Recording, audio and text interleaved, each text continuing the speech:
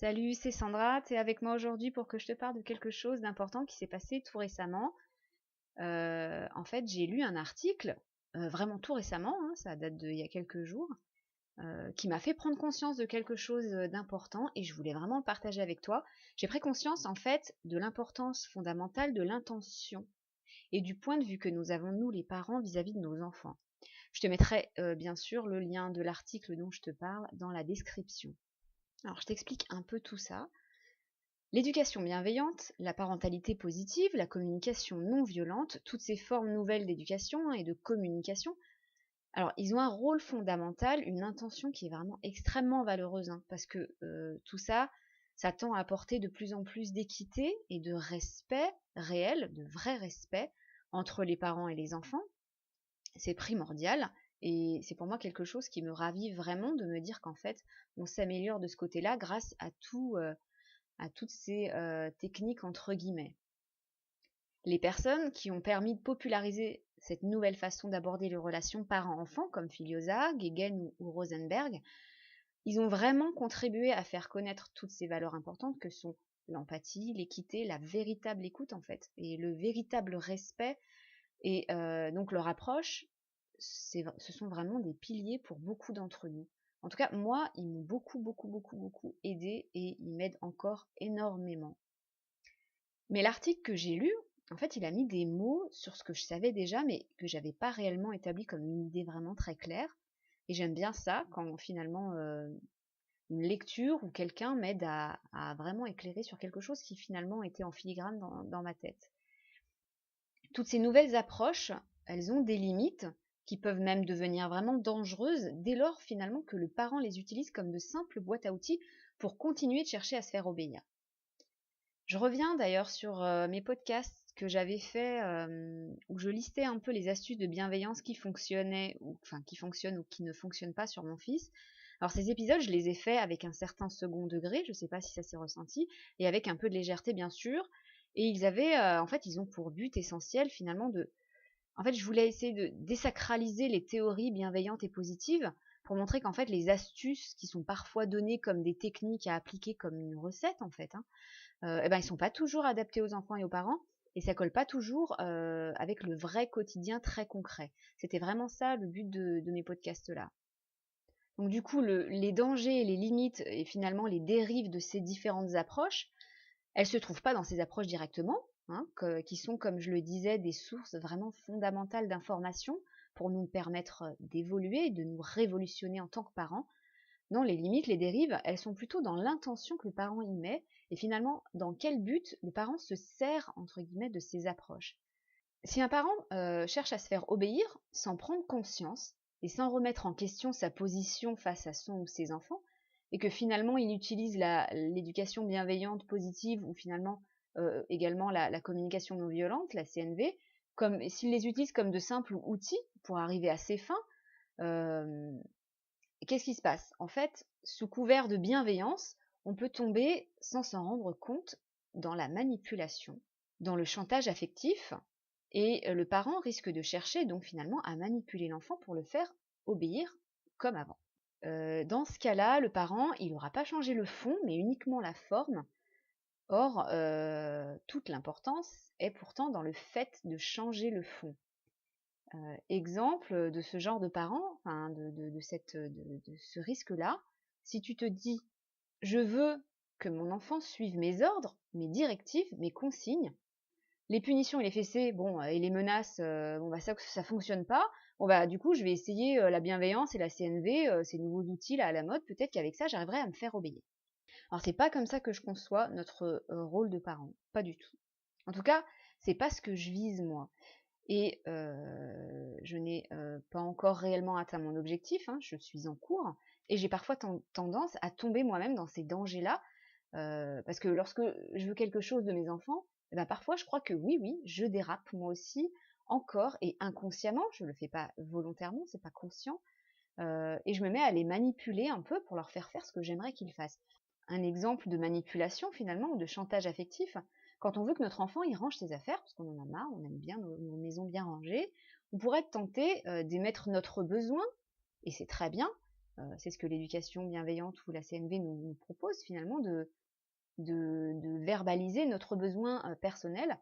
Mais l'enfant, il va peut-être percevoir 1000 fois mieux que toi l'intention que tu y mets si tu lui dis par exemple: «Oh, comme j'aurais besoin que mon salon soit rangé, ça me ferait vraiment tellement me sentir si bien». Alors, dans ce genre de phrase avec une intonation particulière, là on cherche finalement à faire culpabiliser l'enfant pour qu'il se dise oula, oula, maman elle va se sentir mal à cause de moi si je range pas. Et ben moi, mon fils de 5 ans, il me renifle à des kilomètres quand mon intention elle est finalement de tendre à lui faire faire ce que je veux. C'est un super détecteur à manipulation. Du coup, ça marche, ça ne fonctionne pas évidemment. Je n'arrive pas à lui faire faire ce que je voudrais qu'il fasse. Mais en plus, moi, ça me permet de me corriger, de me rectifier et de réfléchir à ma façon de voir notre relation à nous deux. Donc mon travail intérieur personnel, c'est de toujours plus prendre conscience, toujours plus remettre en cause et toujours plus viser l'équité entre mes enfants et moi. Donc du coup, le parent qui aborde ces techniques, entre guillemets, il doit conscientiser, il doit absolument balayer ses anciennes visions et se dire plutôt un truc du genre: je veux pas chercher l'obéissance, je veux une relation équitable, parce que, bah oui, mes enfants, ils sont aussi importants et aussi respectables que moi. Je dois donc les considérer comme je considérais finalement des amis ou des gens qui me sont chers, des amis qui, certes, ne sont pas capables de tout faire tout seuls, que je dois donc accompagner, que je dois aider, mais finalement des amis à qui je ne chercherai pas à imposer mes choix ou mes envies ou mes directives. Donc attention à l'utilisation que l'on fait des éducations bienveillantes et compagnie. Elles ne sont pas aussi importantes que tes prises de conscience et de ton approche authentique auprès de tes enfants. Le but de mes podcasts, si je devais en avoir qu'un seul, parce que bien sûr, plein de buts, enfin, mes podcasts existent pour diverses raisons, mais si je devais garder vraiment un but de mes podcasts, ce serait d'essayer de t'apporter de quoi conscientiser et finalement de prendre réellement conscience des mécanismes nocifs qu'il y a en toi, en chacun de nous finalement, et ces mécanismes nocifs qui sont nocifs envers toi-même et envers tes enfants. C'est pour ça que j'ai un peu de mal à parler d'éducation bienveillante, et encore, ce sont pourtant des termes que j'utilise encore beaucoup, parce que en fait, tout simplement, parce que ce sont les termes les plus connus, les plus populaires autour de nous. Mais dans l'absolu, pour être vraiment complètement honnête, le mot éducation me gêne beaucoup, parce que au fond, si on fait ce travail de remise en question, de prise de conscience, et que donc on se met à considérer l'enfant comme son égal, comme un ami, alors il n'y a pas de hiérarchisation entre le parent et l'enfant. Alors que le mot éducation, il sous-entend cette forme de hiérarchisation, je trouve. Donc ce serait plutôt un accompagnement. C'est comme ça que je vois le parent, plus comme un accompagnant. D'ailleurs, sur le blog des Sandra Laure, je pourrais te mettre le lien aussi en description, j'avais fait un article sur le type d'éducation, ou plutôt de parentalité que je vise. Parentalité authentique, consciente et bienfaisante. Et finalement, si tu te donnes comme seule directive de changer de lunettes, de chercher à savoir comment tes enfants voient les choses de leur point de vue pour réellement avoir de la véritable empathie, si finalement tu cherches uniquement à prendre conscience et que tu cherches à avoir une relation avec tes enfants de façon équitable, alors au final, tu n'as pas réellement besoin de temps de lecture ou de temps d'application de techniques diverses. Tu as juste besoin de toi, de ton enfant et de ta conscience éclairée. Donc cet article, il m'a fait prendre conscience qu'effectivement, encore aujourd'hui, quand j'essaye de changer mes automatismes anciens, mes façons de communiquer anciennes avec mes enfants, qui ressurgissent beaucoup de ma vie d'enfant, je me rends compte que oui, parfois, je me mets à, sans le faire exprès, à tenter de les manipuler pour essayer finalement de leur faire faire ce que je voudrais qu'ils fassent. Et c'est pas ce que j'ai envie, c'est pas ce genre de relation que j'ai envie avec mes enfants. J'ai envie de les accompagner et non pas de les éduquer, ou en tout cas, ou encore, je préfère encore dire de les élever, parce que j'aime cette idée d'aller vers le haut. Et cet article, vraiment, enfin, alors on peut lui reprocher différentes choses sur cet article.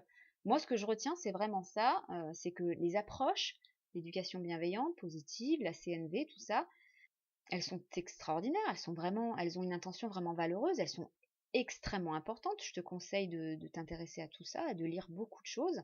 Rosenberg, il a fait énormément de choses, hein. C'est lui qui a popularisé la CNV, la communication non violente. Et donc, c'est vraiment, je pense que toutes ces approches-là sont fondamentales. Après, au niveau de l'application concrète, elles sont difficiles parce que souvent, on se force, parce que c'est pas naturel pour nous d'utiliser une communication différente de celle qu'on a appris en étant petit et en grandissant. Donc, ça demande un travail, une espèce de conscience, enfin de communiquer de façon consciente avant que ça devienne un peu plus naturel. Mais entre-temps, c'est finalement le travail qui est le plus important, c'est de conscientiser et d'essayer de regarder ton enfant différemment. Voilà pour aujourd'hui avec cet article qui m'a beaucoup inspirée. J'ai même, voilà, j'avais d'autres idées de podcast, mais j'avais envie de faire passer celui-là avant parce que j'avais envie de partager avec toi cette prise de conscience qui est pour moi importante. Voilà, toujours dans un but de t'inviter à conscientiser un maximum pour avoir une parentalité éclairée. Je te dis à bientôt pour un prochain épisode.